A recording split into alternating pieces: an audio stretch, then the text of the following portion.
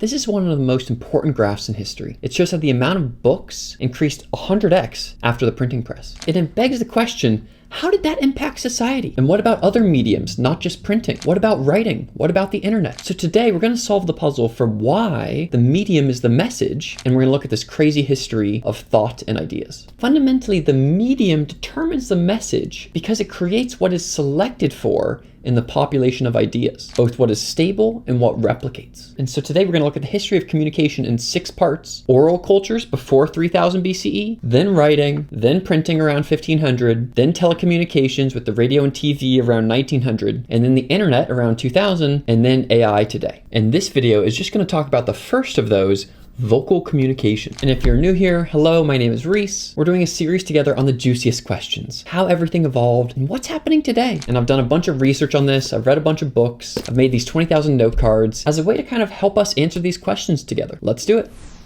Okay, so as we do on this channel often, we're going to start with the sapient times. Look at this. We're hanging out. We're Homo sapiens. We are having fires. We got a little fam here. We got our rocks. We're making some clothes. We can ask ourselves, what kinds of ideas did people have at this time? And it's kind of interesting because ideas don't fossilize that well. You know, technologies fossilize better, but the ideas don't fossilize that well. I wish we had some kind of DNA, some kind of phylogenetic tree that would help us do this, but we don't yet. And so this chart can help us understand what does get passed down over time. This is a chart that shows sociocultural niche construction and how from hunter-gatherer times through industrial times today, how we inherit, how we have cultural inheritance and material inheritance and ecological inheritance, also across all these different societal scales from villages up to like states. And so I like to think of kind of 2 main things that are being passed down. One of them are these like cultural ideas that are being passed down, and the other ones are some materials that are being passed down. So each new generation, you're kind of born into a world that has a bunch of technology around you, and it also has a bunch of ideas around you. And so what this graph shows is the ideas that may have existed in a Homo sapien brain, 10,000 BCE, right at the start of the agricultural revolution. We probably knew a lot about our environment, things like what plants to eat and which ones not to eat. We also knew a lot about kind of our social groups and how the different norms and rituals and who likes who, gossip. We also probably knew a lot about the material world. So these are skills and techniques and also tools, how to cut things and how to make tools and stuff like that. And this graph shows a similar thing, but expands it out into the lexicon, or the amount of words that an average person knows, but way back in the day. These days we know like 15,000 words per person, but back in the day it was maybe like 3,000. And you can see, yeah, they probably knew a lot of words for nature and place, words for social things, words for the material world, and then also actions that you can take, like, verbs, do, be, fight, hit, love, whatever. And then also more abstract concepts like social group or whatever. And so you can start to see we as creatures were starting to be able to label things. And also, in addition to labeling, we had knowledge about those things as well. The other thing that was being passed down was kind of crystallized knowledge in our material world. So this shows for the average person what kinds of materials they might have around them. And so these are things like weapons and hunting and fishing. So you might have like 50 items around that. You might have about 70 items around the home, shelter and bedding that are kind of passed down through generations. And then maybe 40 items with tool making and crafting. And then some other things, maybe like a musical instrument or some kind of ritual thing. And so what all of this shows is that way back in the day in hunter-gatherer times, before we even had writing and things like that, we were still passing down things through generations. So we were passing down what was in the world, we were passing down how to do things in the world, and we were passing down the actual objects. And this kind of begs the question, if we have this cultural evolution that's occurring, and if evolution is the selection of inherited variation, what was being selected for over time? How is the idea population changing generation over generation? And to answer this, I like to break it down into 2 big categories. Part of what gets passed down and what's selected for is stuff that just needs to be in the world. And then part of what's selected for is also stuff that can do things. So let's look at this B category. The idea here is that what persists exists, that there's this survival of the stable, that the stuff that sticks around is the stuff that has longevity. Versus on the do side, it's more like what breeds succeeds. that you have this survival of the fittest, and the things that last over time are the things that have high fecundity. This is true across physical evolution, biological evolution, and cultural evolution. And so physical evolution was so much more about this B side, this survival of the stable, where we have all these stable atoms that just persist through time. That's what's being selected for, is stable configurations of atoms. And as we move to biology, you definitely have to have some survival of the stable. Things need to kind of exist before they can actually do things. But then we have a lot of these things that can actually do stuff, that really breed in the environment. These are things like rabbits and whatever, where you find populations of things in the environment that love reproducing. And then of course with cultural groups, this is also true, where you need things like Catholicism that reproduce tons in the environment in order to stick around. And so now we can ask, if something needs to stick around first in oral culture, how does it do that? We know with writing, if you write something, it kind of sticks around for a long time. But how could something be and kind of stick around in a stable way in oral culture when the things that exist with our words go away so quickly? And so to understand this, we're going to look at these two awesome books. One is a more famous book by Marshall McLuhan called The Medium is the Message. Technically, the medium is the massage, which is really funny. And then also this amazing book on orality and literacy, which dives into how oral cultures perpetuate ideas over time. Okay, so the idea behind the medium is the message is that when you have these mediums that change over time, they change the kinds of things that you can say in them. So once a tweet existed with 280 characters, then people started to make little fortune cookie tweets that say kind of blithe nothingness things, but they can spread very easily in a context-free zone because they're these little tweets. Or once we have YouTube Shorts, then a bunch of people start to make these 60-second videos. So to understand oral communication, we can start actually with the brain. We can say, well, how does the brain keep things? That was kind of the first medium. It's like, oh, how did our brain store stuff? And so this is a great image that shows kind of how the brain works. And what it shows is that we have this long-term memory that stuff gets put into.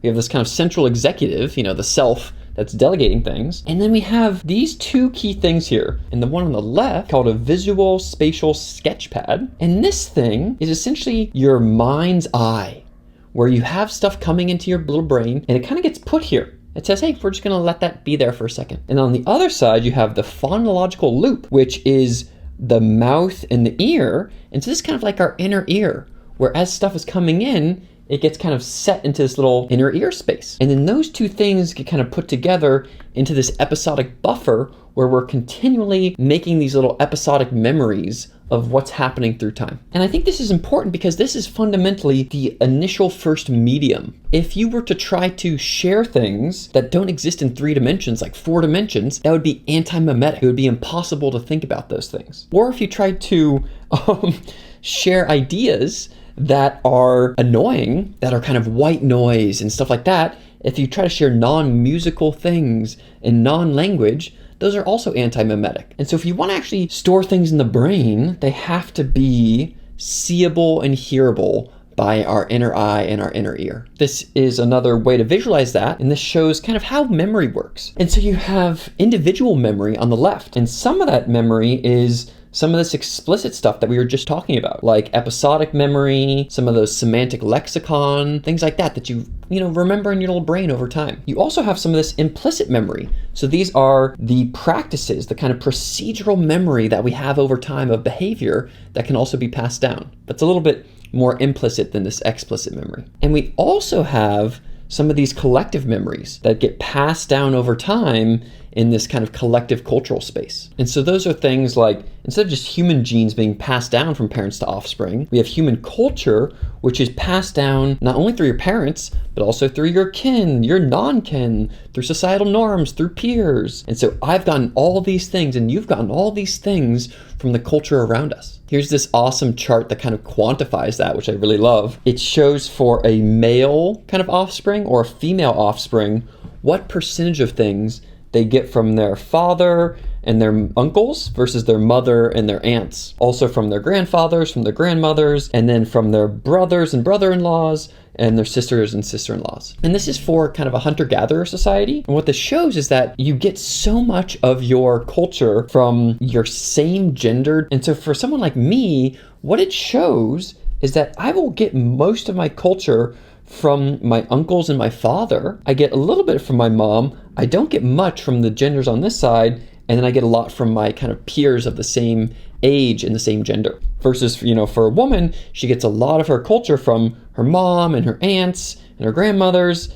Not that much from this side, a little bit from her dad, but also a ton from her sisters and her kind of peer group her age. And yeah, so this is how stuff gets passed down culturally and before writing. So now I want to double click on this to really show you how these oral cultures keep and retain ideas. And this is this amazing book called Orality and Literacy by Walter Ong. And this is one of my favorite books ever. It is so short. It is like 175 pages. And it was written in 1982-ish. And so sometimes people today will talk about Amusing Oneself to Death or The Shallows by Nicholas Carr or other modern books on the attention economy. And those books all derive from this amazing book. And this is a book where they went and they studied around the world. They looked at these cultures that only had oral communication and they said, how do they think? This is kind of a great way to go into the past, 10,000 years ago, 50,000 years ago, to understand how sapiens thought and communicated before we had writing. And what you can see here is that, in chapter 3, he starts to talk about